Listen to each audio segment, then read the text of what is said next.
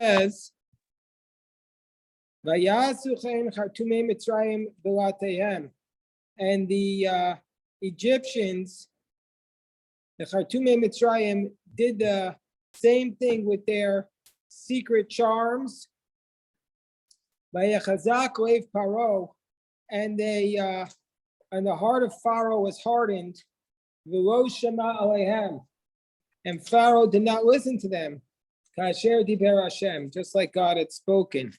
Rashi says, chapter 7, verse 22, Latehem means lachash, with their enchantments.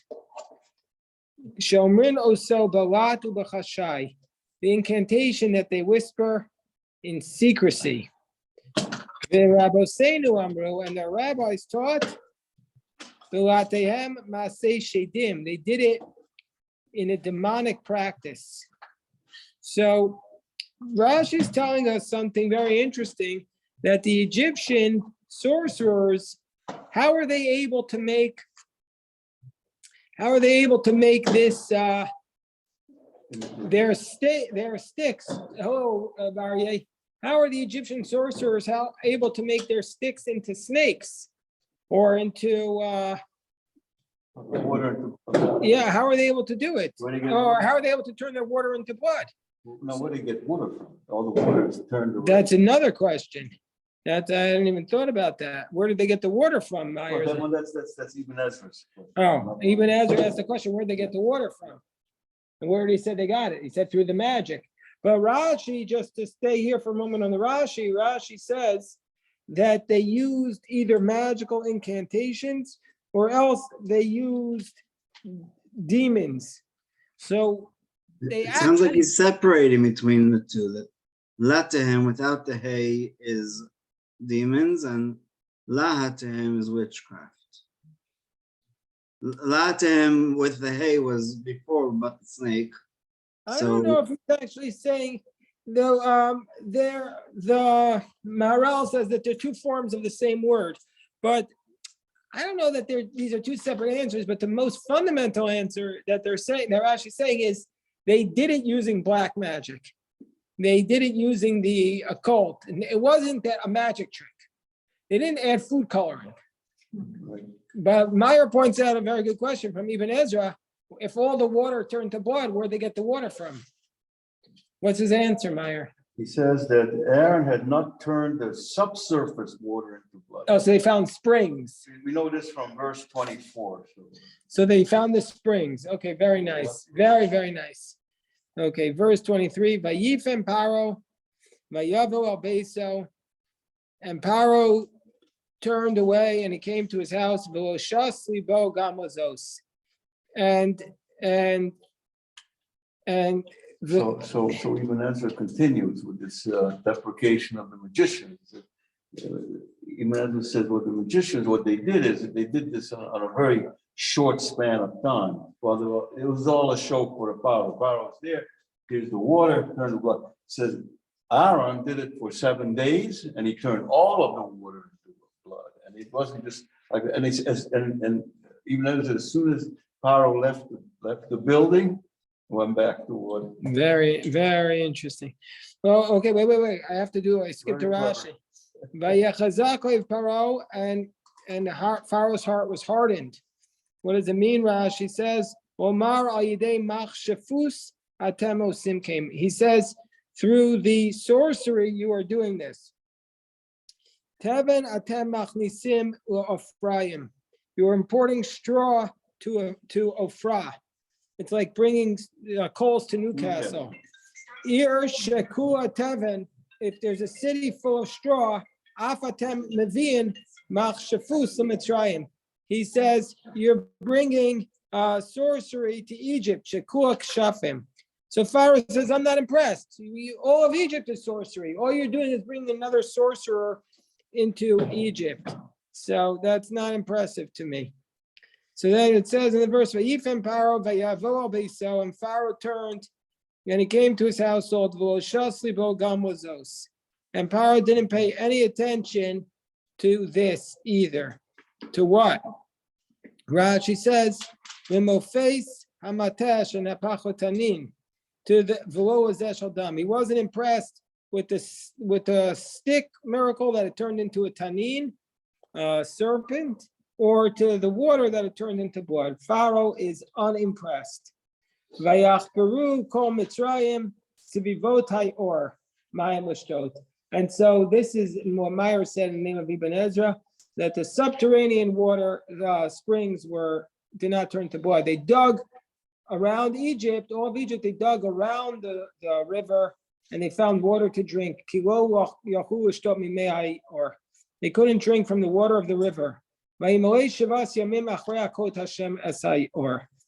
it was filled up.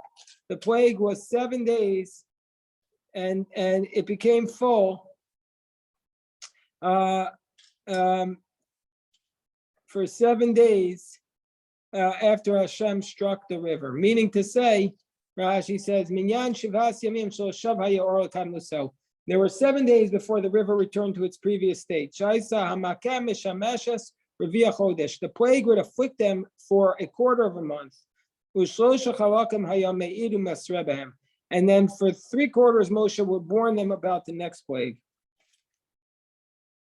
So basically, each plague was a week. That's what Rashi is saying. Yes, Reb Sasson. The Rebbe says it was 10 months for the whole process from the beginning to the end of the plagues, not 1 week. No. But the Rebbe is saying exactly what Rashi is saying, because Rashi says it was 1 week and then 3 weeks of warning. So it was each plague took a month. So you got a warning for 3. I got you. You got a warning for 3 weeks, and then the plague lasted a week, and then you got another warning for 3 more weeks. But don't we know the length of some of the plagues were longer and shorter? So they were all a week. They were all a week, each one? That's what Rashi's saying here. 1 week. Okay, That's what Rashi's saying, that each plague was a week. Yeah. Is this where extrapolate that before you do anything to anybody halachically, you have to give them fair warning? Does it come from here? It's a very good question. I don't know the answer. This is the source for that, but the concept, well, we know that you need hasra. That comes from a verse that you're supposed to warn the person. But we see that. But but in general, that this is a source of warning. Striking without a warning is a very. They look at it askance. Yeah. You can't just ambush somebody. Yeah. You catch them in the club or something and then hit them over the head. You have to give them, don't go in there. Yeah. I'm just wondering, Yeah. how does the whole process? I don't know. It comes from the source. No, that comes from a different source in the Torah itself, not just from the Midrash. But it's a good point. It says here the blood was in every water source in the entire land of Egypt. So yeah. You were mentioning that perhaps there were some. But it wasn't in the subterranean waters. That's what Meyer pointed out in the name of the Ibn Ezra. It was on all the water that was visible, but the subterranean waters were not visible. So what about if you had a water cooler? It would have turned to blood. Okay, very nice, very nice. Okay, now we're up to Sifardei. Vayomer Hashem al Moshe, Bo al Paro, come to Pharaoh, V'amarte lav, and say to him, Ko amar Hashem, Shalachas ami v'yavduni. He said, come to Pharaoh and say to him, this is what Hashem said, send forth my people and let them worship me. Verse 27. He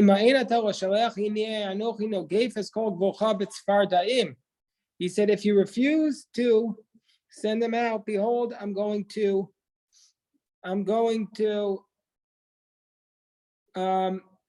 afflict all your boundaries with Sfardaim. Let's see what Rashi says. Sfardaim are. Rashi says, if you refuse, if you're refusing, then what's going to happen is ma'ain is kamom ma'ain misarev. It means to refuse. Kana adam al shem ha'mifal kamo shalev shaket. Okay, no geif is called vocha. I'm going to strike down your border. Makeh means to strike. V'chein kol lashon magifa. Eino lashon mita el lashon makeh. It's not an expression of death, but an expression of a blow. And Rashi gives examples of that. Okay, verse 28. Visharat hayor tzvardaim the river will swarm with Sephardaim. Va'u uvo beveitecha v'chadar mishkavcha v'amitatecha bebeit abadecha v'amecha v'tanurecha v'misharotecha, and into your kneading bowl. So here's what Rashi says. We're going to translate Sephardim as frogs. I think that's what pretty much most people say, but there are some commentaries who say it's not frogs. It could be something else, but anyway. Va'u, they shall ascend from the river, and they'll come into your homes, into your rooms where you sleep, into your beds, into your servants' houses, into your people's houses, and in your ovens and in your kneading bowls. So Rashi says, "Biveit va'alum minai or they'll ascend from the river, biveitecha into your house, va'achakach biveit avadecha afterwards into the house of your servants. Hu itchil be'etz atchila." Paro was the one who. So Rashi's pointing out first it comes into your house and then into your servants' houses because Pharaoh was the one who started this. It says, "Vayomer alamo." Paro said to his people. So therefore, mimenu his chila peronios. Therefore, from Paro began the punishment. Then the Rashi says, "Uvecha uvahamcha uvecho avadecha yahu etzfardim," and the frogs will come up on you and on your servants and on all the people. Rashi says, this is a great Rashi. Rashi says, basically the point is, we've already said in the previous verse that they're going to go into your home and to your servant's home. So what is the extra meaning here? So Rashi says, in you means, hold on.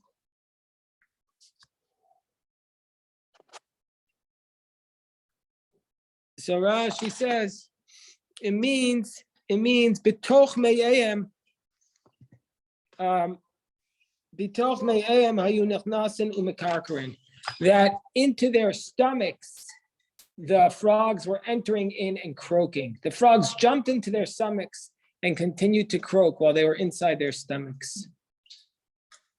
What do we think of that? Unpleasant. What? Very unpleasant. Can you imagine? It's like you're hiccuping.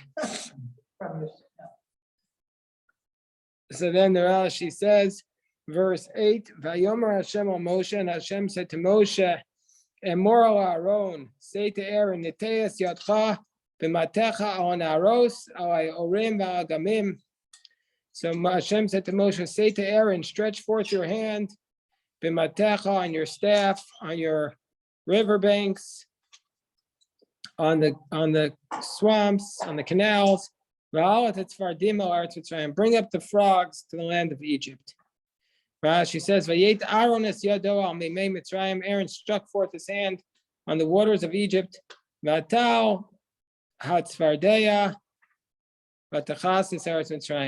And the frogs came up and they covered up.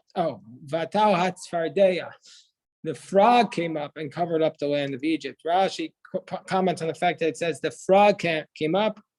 Rashi says the first frog to come up was just one frog. They were hitting it.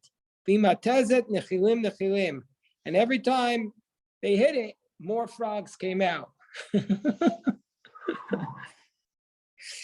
Rashi says that's just the midrash. Upshuto, but the simple explanation was Yesh Omer Sherut Tzfardim Korel Lashon Yechidus. It can be said that a swarming of frogs is referred to in the singular. V'chein v'tehiyah kinam. The word kinam, harchisha, was creeping. So that's what Rashi says it means. Okay. The English says a swarm of lice, like lice in the hair. No, what Rashi's saying, what he's saying is that sometimes lice can be singular. So too the frogs, the simple explanation is that it says the frog in the singular because sometimes we refer to plural in the singular, like deer. Like there is a deer in front of my house and there are deer. So that's what Okay. Rashi's saying. So he gave an example of the lice.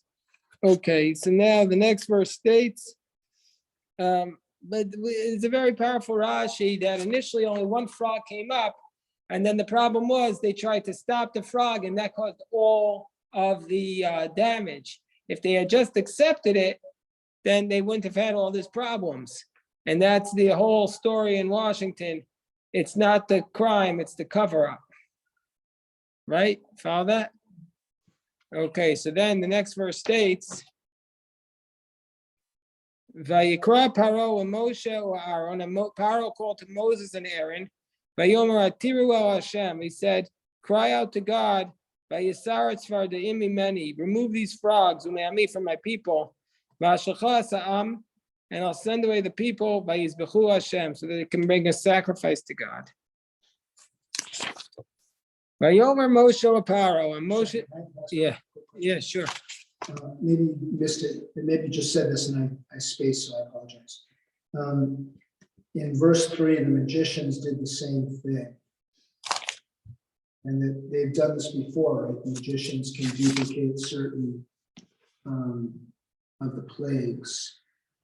Is there any explanation about how the magicians, for us it takes Hashem, and then the magicians just duplicate this event? How do they do that? So Rashi said, just a second before you walked in, Rashi said, either they did incantation or they did use demons to help them do it. So Rashi's opinion is that they used black magic to get there. Black magic. So they're, according to this approach, what Rashi's saying is that there is this evil force in the world that you could harness it. It does exist, and you could harness it to do bad.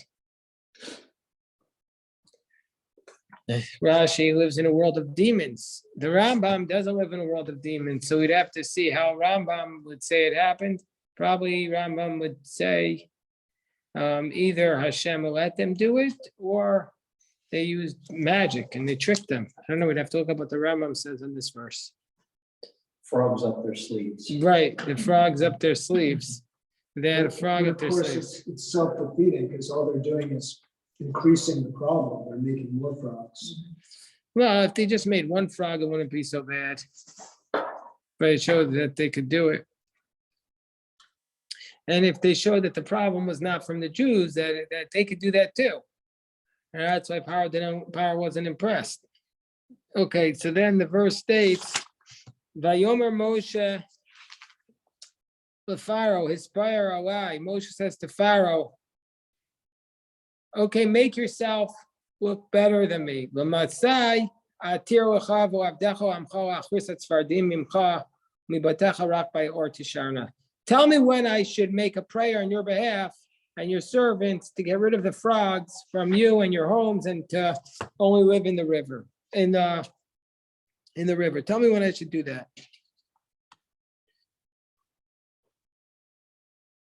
So basically, this is a big Rashi about, these are two Rashis about grammar, so we'll skip the Rashis on this, but Rashi's saying, tell me the time you want me to pray, and I'll do it. Meaning I can make it go away.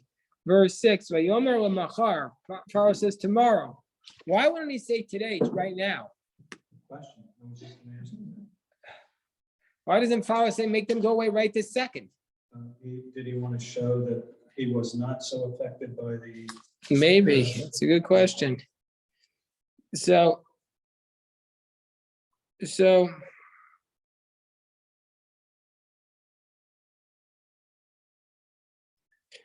There's a note in Steinsaltz. yeah, what does Rabbi Steinsaltz say? It says that Pharaoh wanted to see if, perhaps this was a natural event, and Moses just kind of timed it right. So saying tomorrow Would trick him. would trick him. Okay, very nice. Vayomer lemachar, Vayomer kidvarcham. Moshe says, just like you spoke. Man teidaki ein kashem alkenu. So there's no God like ours. Rashi says, Vayomer lemachar. Itpalel hayom sheyikartu lemachar. Pray today for the frogs to be gotten rid of tomorrow. V'saro, verse 7. V'saro atzfardaim imcha. And remove the frogs from you, mibatecha from your homes, miavadecha from your servants, umeamecha from your people, rak by or tisharna. They'll only stay in the river. Vayetze Moshe v'Aaron me'im Paro, and Moses and Aaron left Pharaoh. Vayitzak Moshe el Hashem, and Moshe cried out to God, Al Dvar Tzvardaim Asher Sama Pharaoh, on account of the frogs that he had inflicted upon Pharaoh. So Moshe and Aaron left from Pharaoh, and Moshe cried out to God on account of the frogs. Rashi says, Miyad sheyikartu amarcha. Moshe immediately cried out. So Rashi is saying that Moshe prayed today for the frogs to be removed the next day. Vayas Hashem kidvar Moshe. Yes. What does Rashi say about leaving the town because of the Zara? That's not later here. on. That's later on. But it should have been here, Vayetze Moshe. Yeah, he didn't say it here. He says it later. Yeah, I don't know the answer to that. Vayas Hashem kidvar Moshe vayamutu atzfardim min abatim min achatzerot min asadot. So Hashem did like Moshe said, and the frogs died in the houses, in the courtyards, in the fields. They just dropped dead. And Rashi says, "Vayitzberu otam chamarim chamarim," and they heaped them up into piles. Vativasha aretz, and the land became foul. This is like when you hire an exterminator. You want to make sure they clean up the carcasses. They don't leave the carcasses for you to get rid of. Yes, Jerry. There must have been a big stink afterwards with all these dead frogs all over the country. That's exactly what the verse says. Vativasha aretz, and the land stunk. That's exactly the verse we just reading that now. That was part of the plague as well. You have the plague. Presumably the frogs were around alive for a week, and then the next 3 weeks they were cleaning up the frogs and of course, you know that if the water, and all these things are logical, if the water becomes polluted, then the frogs have to leave the water. And then when you have these dead frogs all over, it's going to bring in lice. So then that's what's going on here. Pharaoh saw that there had been a relief, and he kept hardening his heart, and he did not listen to them. Just like God spoke. So that's what happened. Okay. Rashi says, he hardened Pharaoh's heart. Okay, it's another grammar Rashi. We'll skip that one. Okay, Kasher Diber Hashem, Vehechan Diber. Where did God say this? Where did God say he wasn't going to listen to them? Rashi tells us, he warned him, Pharaoh's not going to listen to you. The next verse says, Vayomer Hashem al Moshe. Hashem said to Moshe, now we're up to the third plague. Emor al Aaron, say to Aaron, Eteas matcha, stretch forth your stick, v'ahachas afar haaretz, hit the earth, v'yala kinem, b'chol haaretz Mitzrayim, will be for lice in all the land of Egypt. Rashi says, say to Aaron, Lo haya afar kedai l'kot al-yedei Moshe. Again, Hashem doesn't want Moshe to hit the earth, because the earth had protected Moshe. It says when he killed the Egyptians, he hit him in the sand. Well, Aaron, therefore was again struck by Aaron, the same idea. Yes, Jerry. No, I'm sorry. My hand, I should have lowered it. I'm sorry. All righty. So then the verse tells us,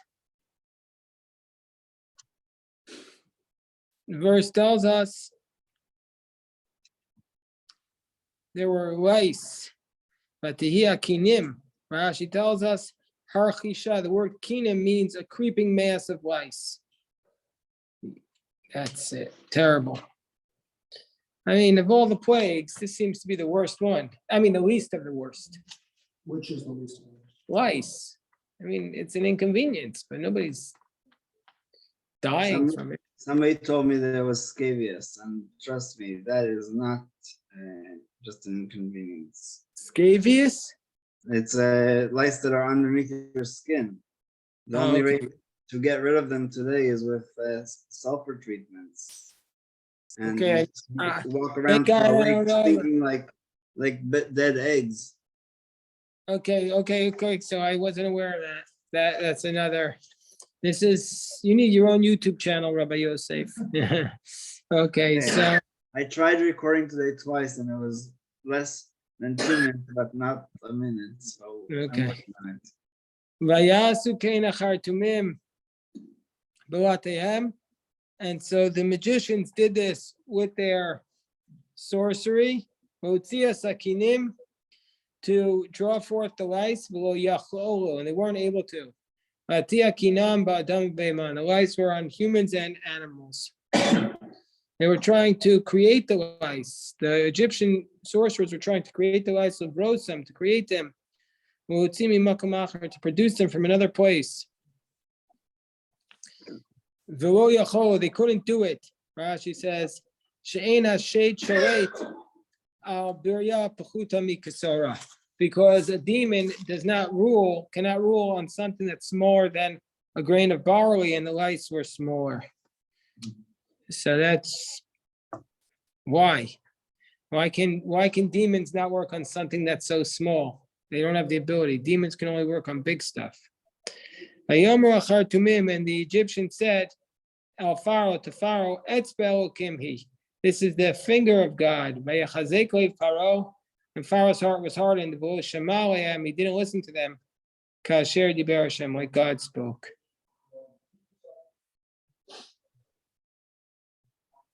So, okay, what does Rashi say? Etzbel kimi. This is the finger of God. Makazu eina yidei kishafim.